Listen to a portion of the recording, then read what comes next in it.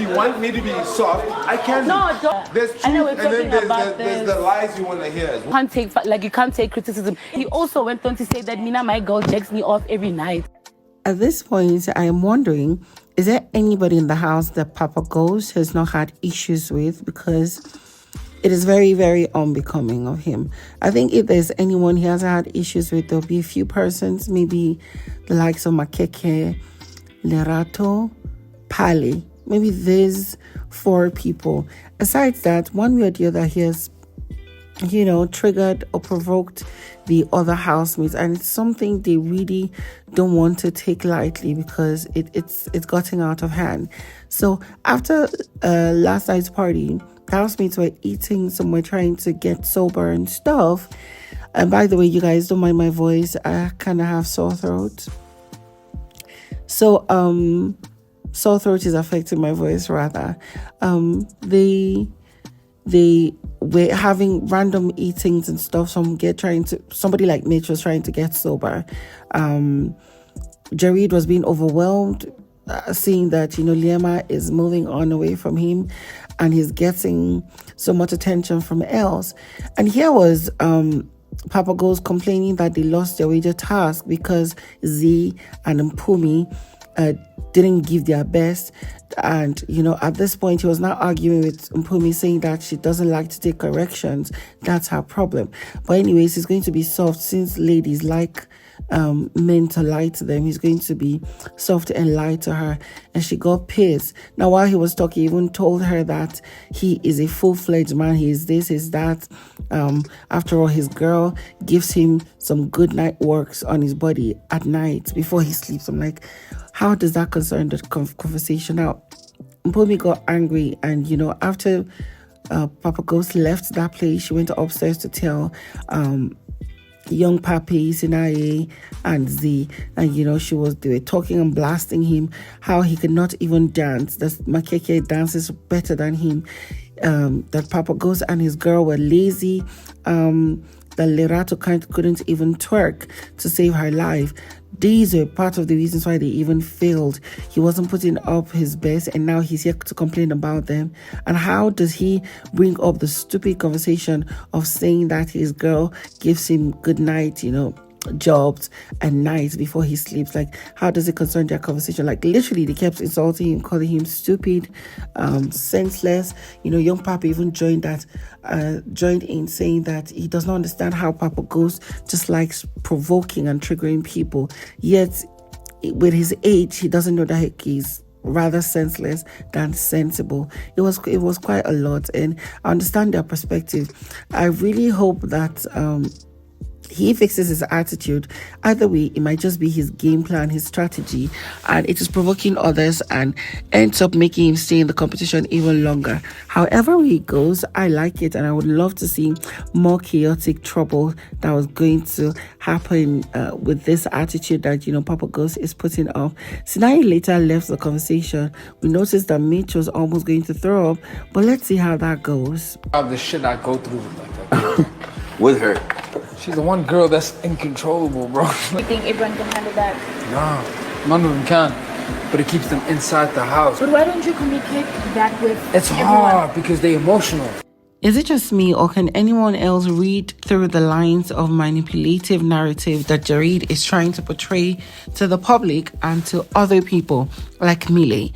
So, of course, Jareed is fascinated. First off, he's fascinated by Els. He said Els is uncontrollable. She is one girl that he can put in place. She does what she wants, how she wants, and gets what she wants.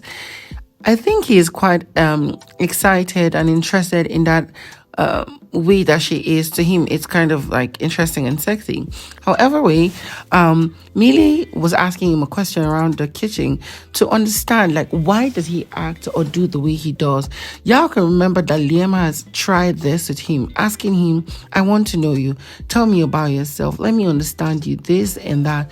But it is still the same thing. He talking about how he cannot explain. He just likes to live a free life and be simple. He came into the show with a statement that he doesn't want to be shipped. He just wants to have fun. And now here was Millie asking the question of what is going on? I don't understand your game plan with these 3 ladies. Are you playing them? He said no, that they don't understand him, that he is trying his best. He cannot express his emotions, but whatever game he's playing with them, the 3 ladies, it's for them to stay in the competition, so to give them longevity. In essence, he's saying he is the man of the game. He is the game. He is the important one. He is this. He is that. He is the one that is making Liema, Mpumi, and Els relevant. That's kind of true, because the game plan he's doing is making people very interested in that and in them. But is it necessarily just him that is playing the game in that aspect? Now, here was what's her name? Millie asking him, okay, why not let them know that this is why you're doing this, to make them stay in the competition even longer? He was like, it is not possible. And that's because they are all emotional. They will not understand. That's how ladies are. I'm like, oh, well, it kind of makes sense, but I really am not yet stable in agreement with this, your narrative of, okay, you're trying to make them stay relevant on the show. Like, literally, you just blasted and insulted them on national TV, saying they're not anything, they're not all that. You can tell me something and then he tell me something. I wouldn't go to him and tell him, no, don't interfere in people's business.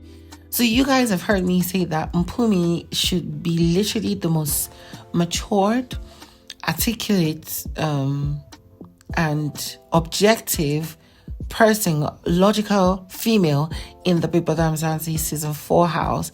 And on the flip side, Makeke is that male type. Like, forget Papaghost and Mick Jr., who tried to come off as, grown-ups, people who know so much more than others.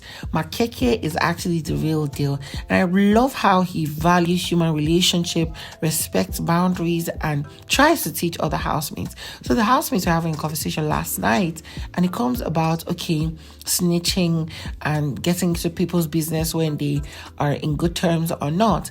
He was trying to educate the housemates who were there. I think there was Mark Jr., there was Pali, there were a number of other people, including Chwenza. And he was like telling them that he is friends with both Mick Jr. and Papaghost. Now, he knows that these 2 people don't fancy each other. They do not like each other's guts. But there's no way that Mick Jr. will tell him something and Papaghost to tell him something that he would now translate or transfer those informations to the both parties when it is not needed and when it was not permitted. He is not the kind of person to get into people's business, because if tomorrow you wake up and find out that these 2 people are now friends, you'll be the one left out in the middle, like the bad egg, like the evil person. He has learned to set boundaries and knows how to relate to people on that note. And I'm like, really, that's really good. I literally gave him a clap for that.